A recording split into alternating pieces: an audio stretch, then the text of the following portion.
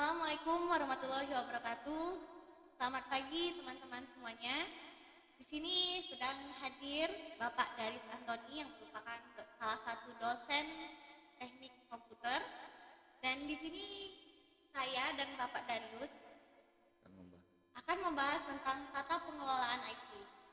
Selamat pagi Bapak Darius. Selamat pagi, Jan. Baik Pak, apa kabarnya Pak? Baik. Siapa namanya, Jeng? Saya Ilsa Palinggani Ditama Pak. Seharusnya memperkenalkan diri dulu. Udah doa selesai? Baik Pak, di sini kita ingin lebih mendalam Pak, apa itu tata kelola IT Pak. Dan di sini saya juga saya sendiri pribadi ingin mempelajari juga Pak. Dan di sini bisa tidak Bapak jelaskan apa itu tata kelola IT? Ya, terima kasih. Ini panjang kabelnya. Mbak Ilsa, saya sangat senang sekali bisa dapat berbagi materi kuliah tentang teknologi tata kelola teknologi informasi pada suatu perusahaan. Nah, di sini saya akan menggunakan referensi dari Prof. Eko Indrajit tentang bagaimana atau langkah-langkah apa saja atau introduction tentang tata kelola teknologi informasi tadi. Nah, kenapa kita apa itu tata kelola teknologi informasi atau tata kelola IT? Jadi tata kelola IT itu adalah bagaimana suatu perusahaan ataupun organisasi itu untuk memanajemen IT resources yang ada di suatu perusahaan yang bermanfaat guna untuk mendukung perusahaan tersebut untuk mencapai tujuan satu organisasi tadi. Jadi dimulai dengan tahap-tahapan dari misalnya 1 tahun sampai 5 tahun dan seterusnya tadi. Terus Pak, kalau untuk manfaatnya sendiri bagi suatu organisasi di perusahaan itu apa ya Pak? Nah, jadi kalau seperti saya bilang tadi, kalau manfaatnya udah jelas. Jadi kita sering sekali perusahaan itu, banyak perusahaan di dunia maupun di Indonesia khususnya itu dalam menggunakan IT tidak terencana dengan baik. Karena apa? Karena memang tidak memiliki visi dan misi dalam mengelola teknologi informasi tadi. Kebanyakan perusahaan tadi mereka menginvestasikan IT itu cuma berdasarkan ikut-ikutan. Kalau perusahaan A ada sistem informasi personalia, dia ikut juga. Ataupun ada juga perusahaan di bidang misalnya UMKM misalnya, satu ingin membuat website, yang lainnya bikin website. Nah, padahal belum tentu sistem informasi ataupun teknologi informasi tadi bermanfaat dengan perusahaan tadi, sehingga memang perlu dikelola di manajemen. Bagaimana kita, kan intinya gini Mbak Ilsa, teknologi informasi itu 100% digunakan untuk mendukung proses bisnis yang ada di perusahaan tadi. Jadi bagaimana dengan teknologi tadi bisa mempercepat efisiensi dan juga berlari kencang untuk mencapai cita-cita perusahaan tadi. Mencapai tujuan suatu organisasi. Iya.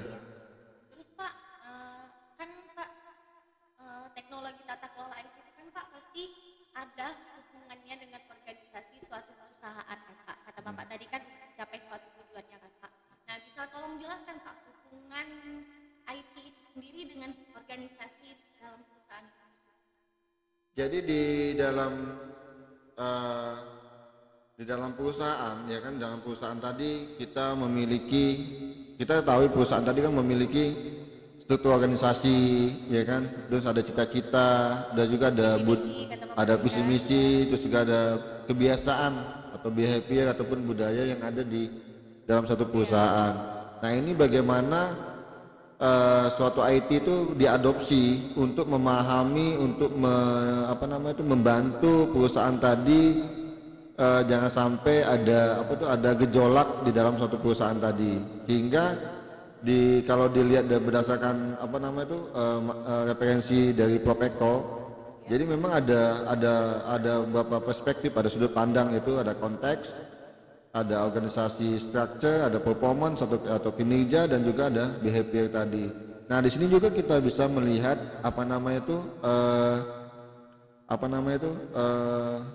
indikator-indikator yang bisa diperhatikan melihat peranan-peranan teknologi tadi. Teknologi informasi peranannya di mana, atau di struktur organisasi kah, di kinerja kah, digunakan tadi, ataupun untuk membantu kebiasaan-kebiasaan si SDM-nya tadi. Misalnya gini, untuk mengubah SDM itu, untuk mengubah kebiasaan itu biasanya misalnya dalam penggunaan listrik, ya kan, dalam penggunaan email ataupun sosial media. Itu adalah contoh-contoh bagaimana SDM di dalam suatu perusahaan maupun sebagai masyarakat dapat diubah dengan menggunakan teknologi tadi. Dan kalau kita lihat juga ada selain tadi ada 5 peranan besar dalam peranan teknologi informasi tadi dalam suatu perusahaan tadi. Yaitu pertama adalah fungsi operasional. Fungsi operasional itu adalah fungsi bagaimana IT digunakan untuk membantu operasional suatu perusahaan. Contohnya misalnya kalau penjualan, itu ada sistem informasi penjualan. Terus kadang-kadang kita mempunyai misalnya saya mempunyai bisnis pempek, untuk meluaskan untuk meluaskan pangsa pasar saya perlu namanya Gojek misalnya, pihak ketiga. Atau juga saya harus memerlukan suatu website, atau juga saya memerlukan suatu sistem yang lain untuk membantu saya dalam menjalankan operasional bisnis saya tadi. Juga yang pasti memudahkan customer, Pak ya. Betul, dan menjangkau customer yang lebih luas tadi. Yang kedua adalah pengawasan dan kontrol. Ya, kita di sini kan bisa melihat IT itu sebagai bahan untuk melihat dan juga melihat dan merencanakan untuk masa depan. Kalau di sini sebagai monitoring, kita akan melihat kita bisa mengecek penjualan hari ini, bahan baku habis atau belum, terus stoknya, terus pelanggannya bagaimana. Nah, itu bisa kita teknologi informasi bisa membantu perusahaan dalam membantu perusahaan atau organisasi dalam melakukan pengawasan. Misalnya seperti ini, apalagi teknologi saat ini misalnya dengan bantuan mobile phone kita bisa melacak misalnya kebiasaan konsumen, atau juga pegawai tadi bisa dengan GPS bisa ketahuan Di lokasi. Nah, Mbak Ilsa lagi di mana nih? Padahal seharusnya di kantor Mbak Ilsa. Tahu-taunya di Bina Dharma. Yang pasti kinerja karyawan, Pak ya. Ya, bisa melihat internal maupun eksternal tadi. Dan selanjutnya itu ada fungsi perencanaan tadi, pengambil keputusan. Jadi yang seperti saya bilang tadi ada strategik dengan dengan ada data terkumpul. Wah, ini bulan ini kita penjualannya kecil nih, tidak sesuai dengan dengan harapan. Nah, mungkin dengan ini kita bisa merencanakan, bisa membuat keputusan apa sih yang harus dilakukan, strategi ke depan apa yang harus kita lakukan. Itu yang bisa kita lakukan dengan menampilkan data-data penjualan dan lain. Kita bisa mengasumsi, bisa mengambil keputusan, inilah yang harus kita lakukan untuk meningkatkan penjualan misalnya tadi. Terus komunikasi, Mbak. Komunikasi antar karyawan, ya kan. Kalau dulu kan bayangkan untuk salah satu unit organisasi, kadang-kadang Mbak Ilsa tolong kirim, minta fotokopian dong. Fotokopi dulu ke fotokopian, terus diserahkan lagi ke bagian yang minta tadi. Kalau sekarang tinggal klik and share tadi kan, ya, jadi tinggal komunikasinya lebih efisien. Dan lebih pemuda Pak dengan ya. pemuda, dengan penggunaan email dan penggunaan apa namanya itu teknologi-teknologi yang lain. Apalagi dengan sosial media sangat membantu apa namanya itu perusahaan tadi untuk berkomunikasi. Dan juga IT ini yang paling penting itu adalah sebagai sarana untuk membuka diri, Mbak. Jadi suatu perusahaan yang menggunakan IT biasanya adalah cenderung untuk digunakan untuk berbagi dengan perusahaan-perusahaan lain. Jadi dengan IT itu suatu perusahaan itu sangat sangat apa namanya itu diharapkan untuk bisa berbagi informasi, berbagi resources dengan perusahaan lain.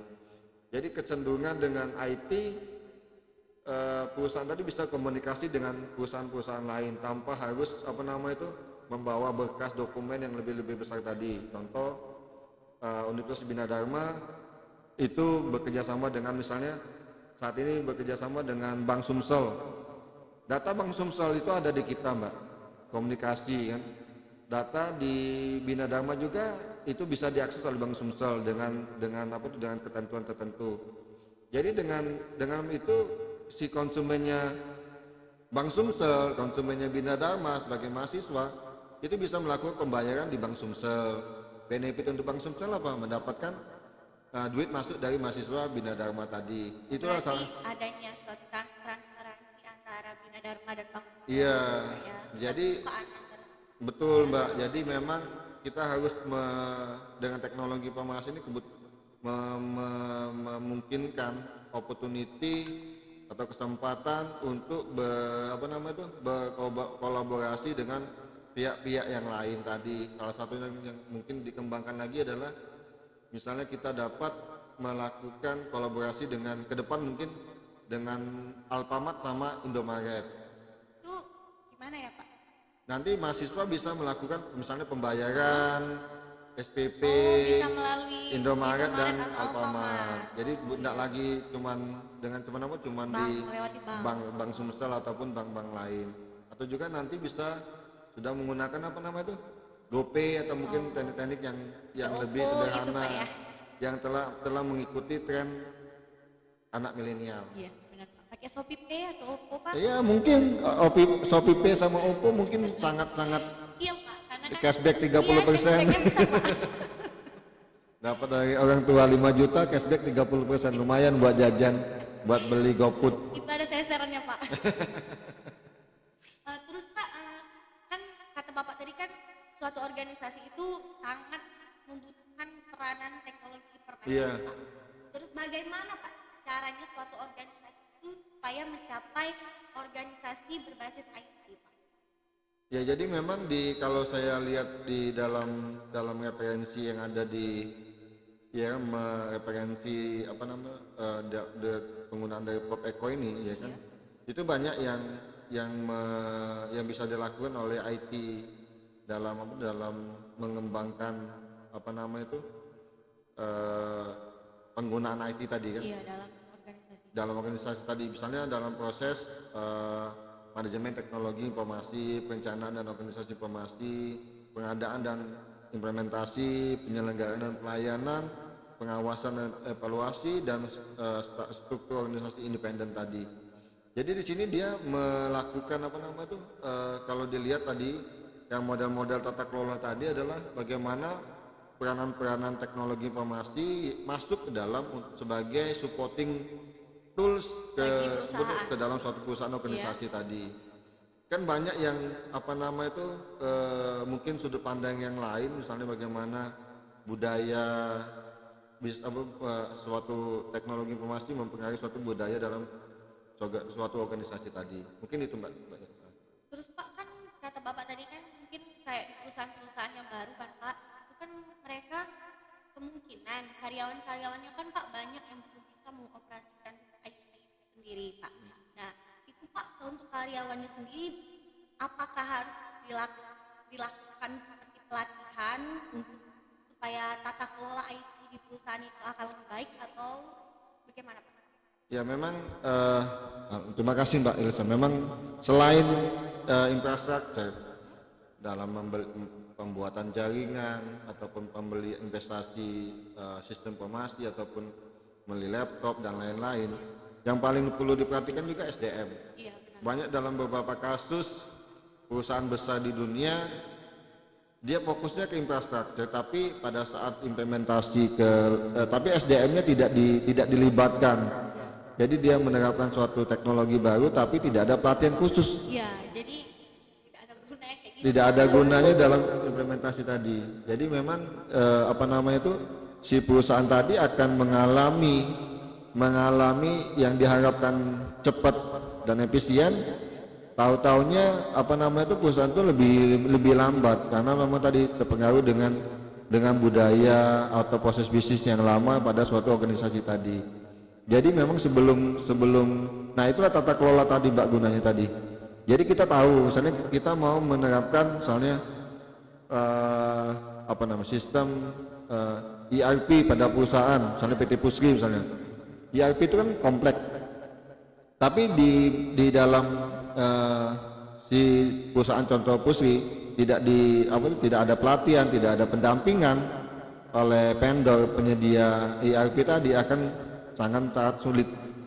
Soalnya kita akan mengetahui minimal suatu perusahaan tadi akan berubah proses bisnisnya, ya kan? Yang biasanya tadi alurnya tadi saya ke Mbak Ilsa dan ke teman Mbak Ilsa, mungkin Mbak Ilsa tidak berguna lagi dengan adanya sistem tadi. Nah itu budaya ataupun proses bisnisnya sudah berubah tadi. Jadi kita akan bisa sangat-sangat mempengaruhi kalau tidak ada pelatihan atau pendampingan kepada SDM tersebut tadi. Terima kasih Mbak Ilsa.